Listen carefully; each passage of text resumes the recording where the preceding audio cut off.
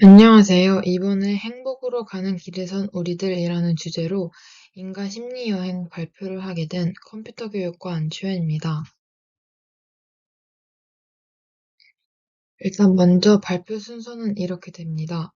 먼저 영상 콘티와 대본을 설명하고 그 다음에 인터뷰 영상을 보여드리고 그 후에 그대들 어떻게 살 것인가 라는 책 내용을 요약하고 그 다음에 나의 목표와 신념, 가치관에 대해 말씀드리고 마지막으로 출처를 밝히고 마무리하도록 하겠습니다. 처음에 인터뷰를 해야 한다는 말을 들었을 때 어떻게 진행해야 할지 감이 잡히지 않았고 굉장히 막막했던 것 같습니다.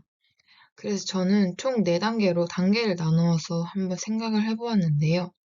일단 먼저 연령층 설정하기입니다. 저는 다양한 연령층의 사람들과 인터뷰를 하여 다양한 답변을 얻고 싶었기 때문에 20대 1명, 50대 1명, 70대 1명 이렇게 하는 게 어떨까라는 생각을 했습니다. 두 번째는 질문 정하기입니다.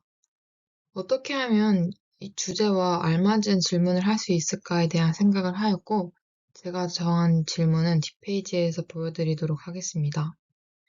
그 다음은 구체적인 대상 정하기입니다. 저는 고민 끝에 20대 대학생 1명, 50대 현직 교사분 1명, 그리고 70대 스님분 1명, 이렇게 인터뷰를 진행하였습니다. 제가 정한 질문지입니다. 저는 4가지 질문을 생각해 보았는데요. 먼저, 당신은 현재 행복하신가요? 행복이 무엇이라고 생각하시나요? 행복을 추구하기 위해 어떤 노력을 해오셨나요? 삶을 살아가시는 원동력이 되는 것은 무엇인가요? 이렇게 총 4가지의 질문을 준비해 보았습니다. 그럼 인터뷰 영상을 한번 같이 보시죠.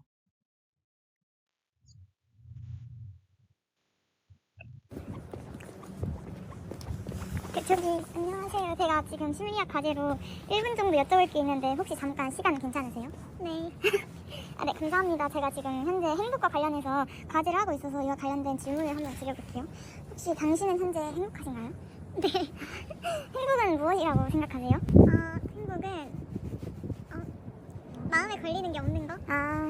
그러면 그러면 행복을 추구하기 위해서 어떤 노력을 해오셨나요? 추구하기 위해서? 네. 착하게 살려고 했어요. 네. 그럼 마지막으로 삶을 살아가시는 원동력이 되는 게 무엇인지 알 수 있을까요? 저는 주변에 좋은 사람들하고 새로운 걸 많이 해보고 싶어서 그게 원동력이 되는 것 같아요. 네. 감사합니다. 네.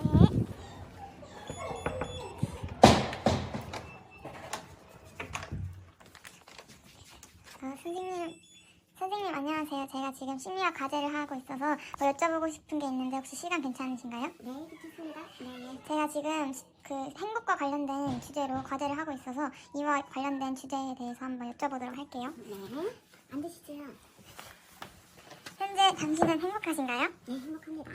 행복이란 무엇이라고 생각하세요? 기분 좋은 거, 만족하는 거, 그다음에 뭔가를 해냈다는 느낌이 들 때 저는 행복감을 느껴요. 그럼 마지막으로 어떤 것이 삶을 살아가는데 원동력으로 작용하는지 말씀해 주세요. 우리 가족. 우리 가족과 저의 성취. 제가 나이는 있지만 그래도 조금씩 발전하고 있다는 느낌. 남들만큼 많이는 아니어도 제 자신이 어제보다 조금 나아진다는 그런 느낌을 가질 때 저는 행복해요. 네, 그럼 이상으로 인터뷰를 마치겠습니다. 감사합니다. 감사합니다. 제가 현재 행복과 관련해서 과제를 하고 있어서 이와 관련된 질문 4가지만 드릴게요. 네, 혹시 지금 현재 스님께서는 행복하다고 생각하시나요? 행복하긴 한데 행복하려고 하지는 않아요. 왜냐면 젊었을 때는 행복해지려고 노력을 했지. 근데 나이를 먹어가면서 우리가 느끼는 행복이라는 거가 결국 도파민 분비거든. 내가 어떤 만족스러운 상황이 됐을 때 느껴지는 하나의 정신적인 상태, 그게 실제로 존재하는 게 아니라 어떤 원하는 만족스러운 상황이 됐을 때 느껴지는 하나의 일시적인 상태인데, 젊었을 때는 안 느껴봤으니까, 못 느껴봤으니까 그런 것들을 느껴보는 거가 삶의 의미고 삶의 목적이고, 어느 정도 이제 다양한 행복의 경험을 느껴보고 나니까 일단 행복감을 느끼기 위해서는 대가가 필요하다. 거저되지 않는다. 그냥 가만히 있어도 행복한 게 아니라 원하는 조건이 충족되어야 된다는 거. 근데 이제 원하는 조건을 얻기 위해서 우리가 이제 공부도 하고 취업도 하고 사랑도 하고, 그게 그렇게 하면서 자기도 모르게 이제 마음이 그런 것 때문에 마음이 황폐해져 가는 것 같아. 순수함을 잃어버리고 내가 원하는 조건을 얻는 거에 목적을 두다 보니까.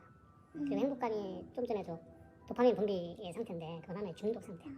그래서 내가 행복감을 이렇게 느끼면 그 순간에는 좋으나 계속해서 중독이 됐으니까 행복감을 느끼지 않으면 일종의 금단 현상처럼 행복감을 느끼지 않아도 그게 문제가 되지 않으나 행복감에 중독이 된 사람은 행복감을 느끼지 않는 상태를 불행하다고 생각해.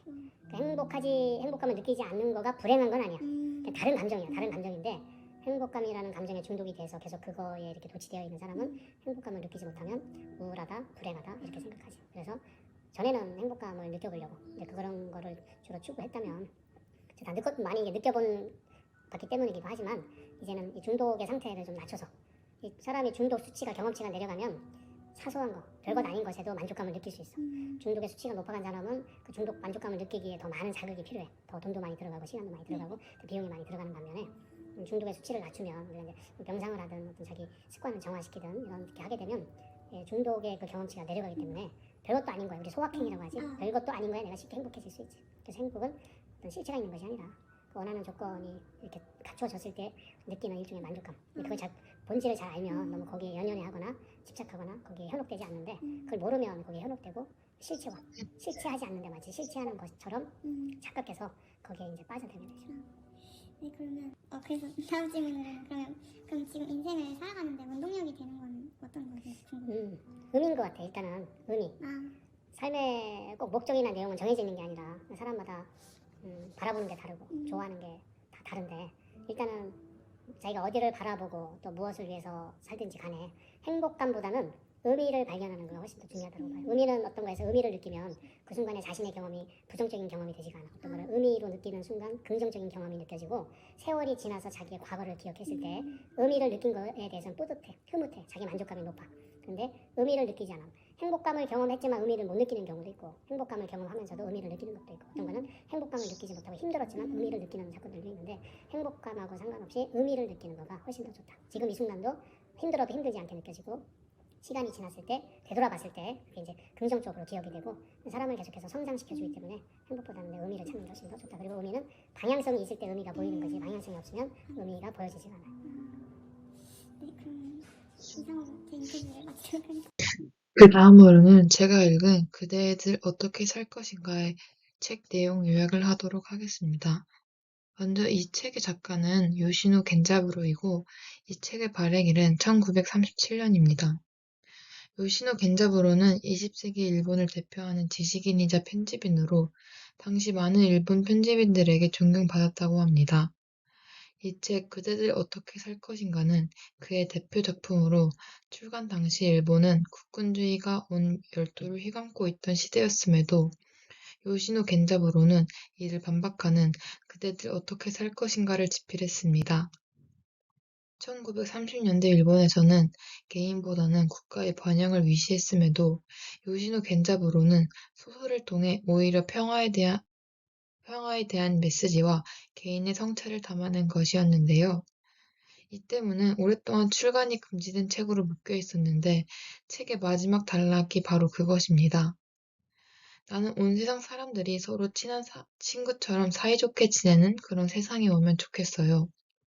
인류는 지금껏 발전해 왔으므로 머지않아 틀림없이 그런 세상이 올 거라고 믿어요. 내가 그런 세상에 도움을 줄 수 있는 사람이 되면 좋겠어요. 여전히 많은 이들에게 읽히고 있는 것은 여전히 현대에서도 억압받는 현실이 존재하고 이로 하여금 오늘날의 독자들도 많은 위로와 공감을 받기 때문이라고 여겨집니다. 이 책의 내용을 간단하게 요약하자면 구제중학교 2학년의 주인공인 코페르군 혼다 주니치는 학업이 우수하고 스포츠도 잘 해내지만 장난이 지나쳐 급장이 될 수 없었습니다. 하지만 어느 정도의 인망은 있었죠. 아버지는 죽을 때까지 은행의 중역으로 집에는 하녀와 가정부 할머니가 있었습니다.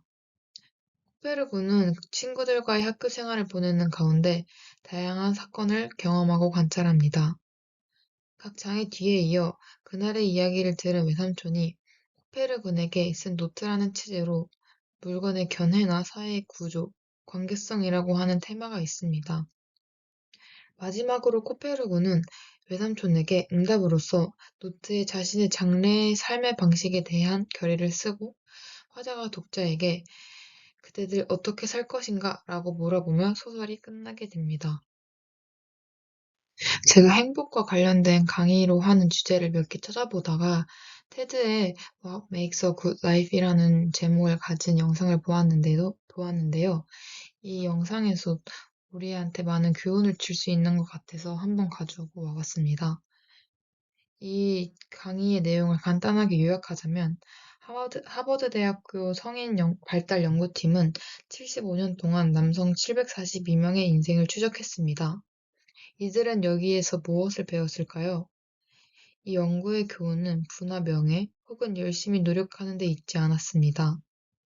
75년간의 연구에서 이들이 얻은 가장 분명한 메시지는 좋은 관계가 우리를 건강하고 행복하게 만든다는 것이었습니다. 우리의 연구 대상들도 젊은 시절에는 대부분 부와 명성, 높은 성취를 추구해야만 좋은 삶을 살 수 있으리라고 진심으로 믿었습니다. 하지만 75년간의 연구에서 가장 행복한 삶을 산 사람들은 그들이 의지할 가족과 친구와 공동체가 있는 사람들이었습니다. 제가 이 과제를 하면서 느낀 점은 행복은 생각보다 우리 가까이에 있고 오늘 하루하루를 소중하게 여기면서 보내야 한다고 생각했습니다. 또한 목표가 생겼는데 이 앞전에 보여드렸던 강의를 보면서 내가 교사가 되고 난 이후에도 의지할 수 있는 가족을 꾸려 행복한 삶을 살고 싶다고 생각했습니다. 그리고 먼 미래의 뜬구름 잡는 말로 오늘 하루를 낭비하지 말자는 생각을 하게 되었고, 행복을 나의 목표가 아닌 도구로 삼고 이를 이용해야 한다는 생각을 하였습니다.